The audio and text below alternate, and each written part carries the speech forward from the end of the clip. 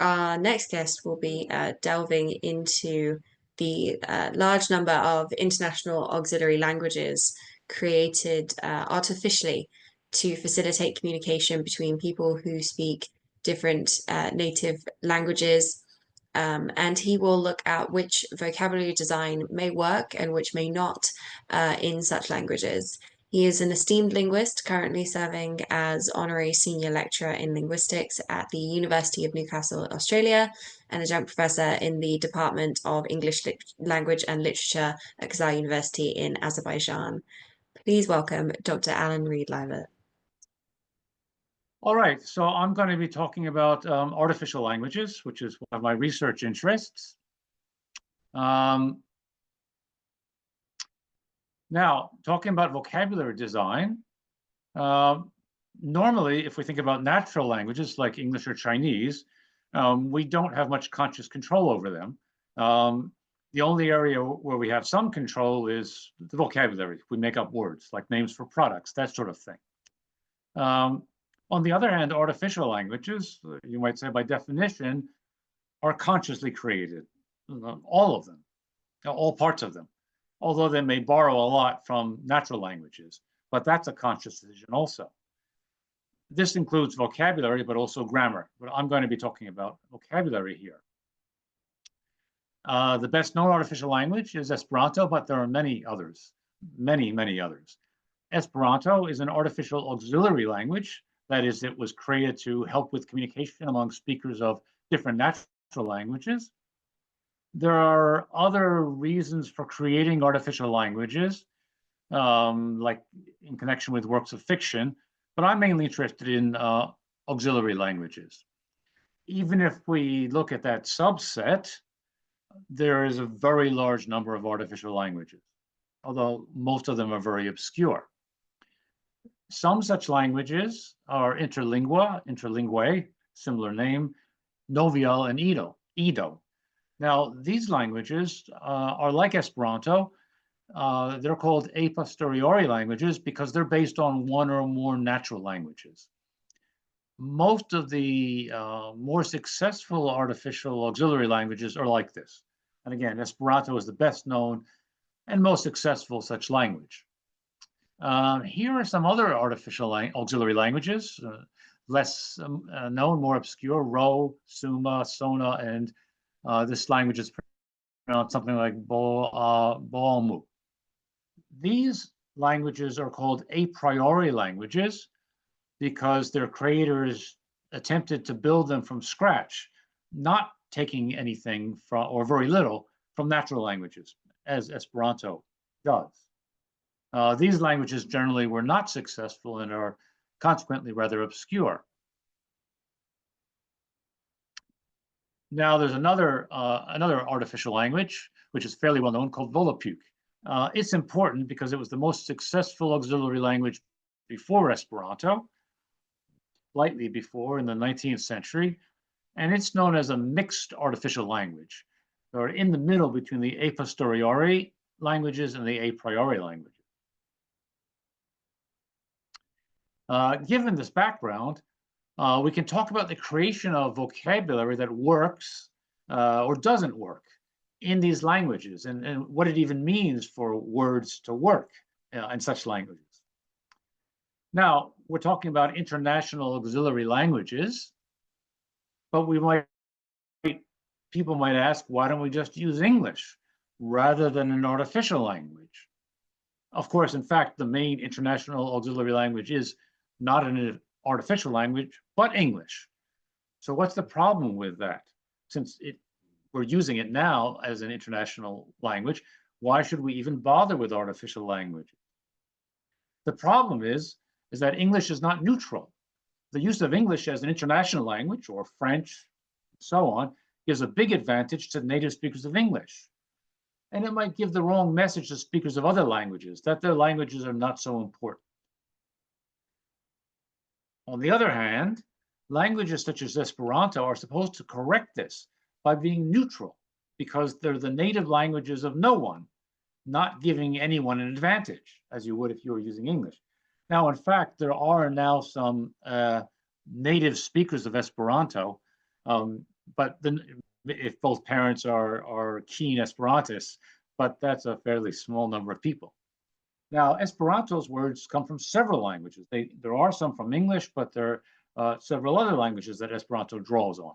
So you might say that the words of Esperanto work in the sense of not being biased towards speakers of a single language, as would be the case if you were using English.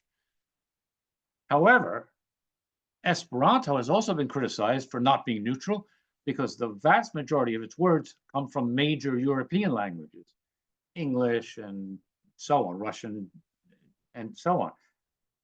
The same criticism could be applied to the other major a posteriori languages that I mentioned before, like interlingua. Thus, one could say that these words, in fact, don't work in the sense that they're not inclusive. They're biased against speakers of Chinese, Hindi, and so on. And of course, there are many, many speakers of these languages. Well, we could get around that by taking words from a wider range of languages than Esperanto does. So a few more recent a posteriori languages do this. For example, Unish draws on 15 languages, not just European languages, but also Chinese, Japanese, Korean, Arabic, Hindi, Russian, and also Esperanto. And it used some sort of algorithm for choosing words based on how many of these languages they occurred in. So this language Unish is clearly less biased or more international or more inclusive than Esperanto.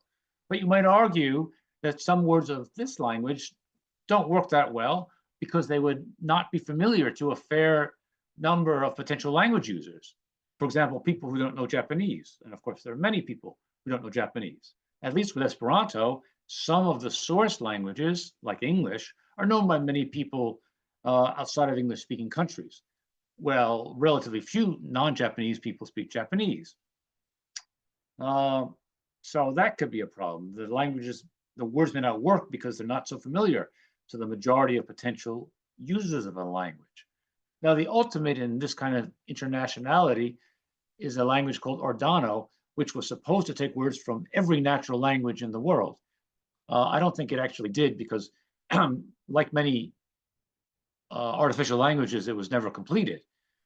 But this language Ordano, although it represents the highest degree of internationality or inclusivity, has many words that don't work well because they come from languages spoken by relatively small numbers of people.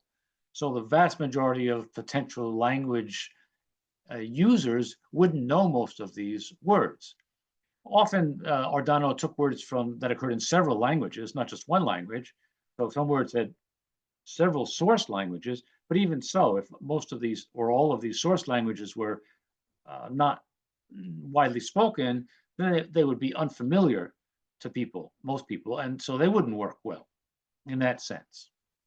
So there seem to be problems with many of the words of many or all a posteriori languages. The a priori languages might seem to have words that work better in the sense of not being biased towards one group of languages or one continent's languages, because their languages are neutral, being built from scratch. However, one might say, and this is not my observation, I can't remember who said this, but the problem with this vocabulary, the vocabulary of these kinds of languages, is they would be difficult for everybody. I mean, at least with Esperanto, there are going to be a lot of people who are familiar with many of the roots, many of the words. But in the case of a priori languages, nobody would have an advantage, but nobody would know any of the words. Again, these are languages which are supposed to be built from scratch. Now, there's another problem. The vocabulary of many or most a priori languages was designed so that words which are similar in meaning are also similar in form. This is a sort of guiding principle. So I'll give you an example here from this language, Boamu. I'm pronouncing it that way because this language is very unusual in several ways.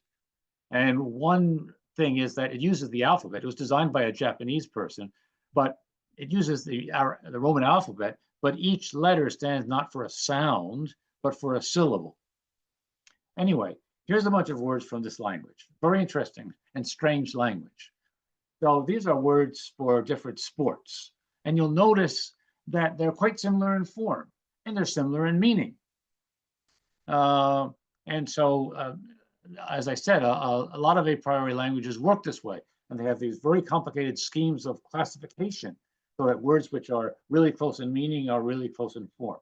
So you can see that here with the words for basketball and cricket, tennis, football, baseball, they're all fairly similar, which is interesting, you might say. Now, there are two problems. And again, I wasn't the one who first pointed out these problems. One is there's a difficulty in learning similar sounding words. That's actually the title of a paper. I noticed this myself. For a long time, I was teaching phonetics at the University of Newcastle, and before that in Canada. And I taught the International Phonetic Alphabet. And in the International Phonetic Alphabet, there are some symbols for sounds which are kind of similar, like a question mark and a backwards question mark.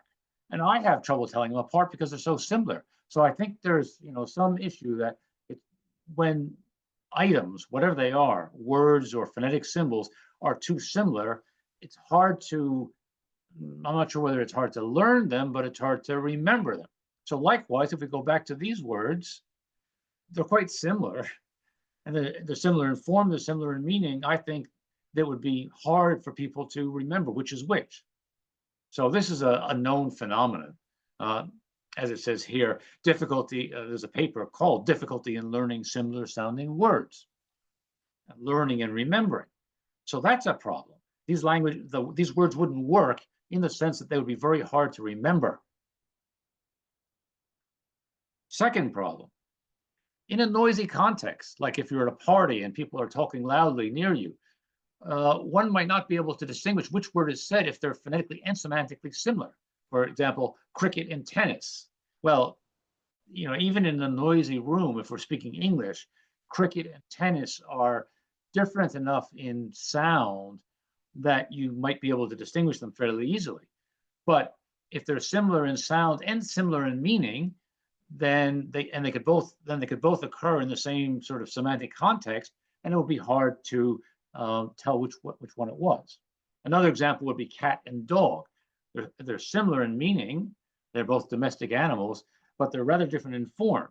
So even in a noisy context where either one could occur, they're different enough in form that you could probably figure out which one was being said.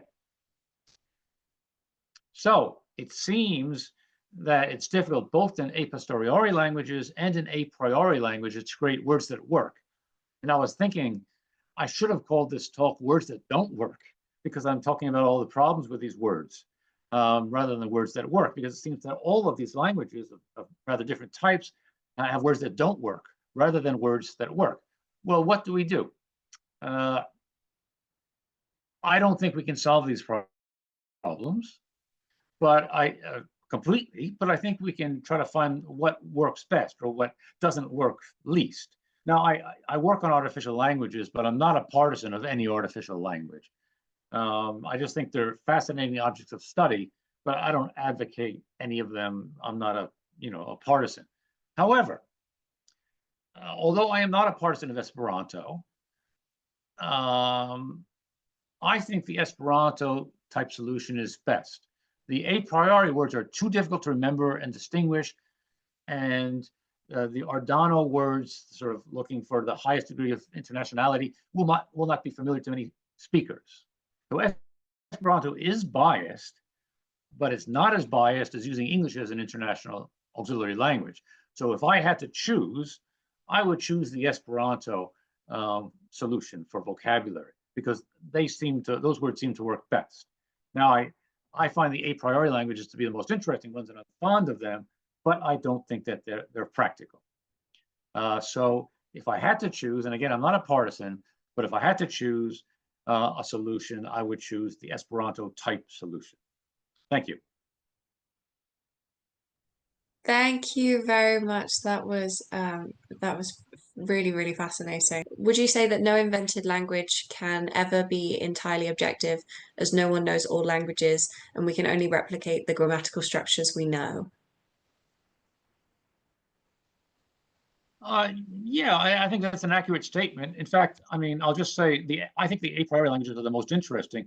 And one thing I've looked at, I wrote a book about these languages, is um, to what degree do they follow universals of language? I mean, you might argue that even if you're trying to build a language from scratch, you still are following the language faculty, to use Chomsky's term. We all have a language faculty.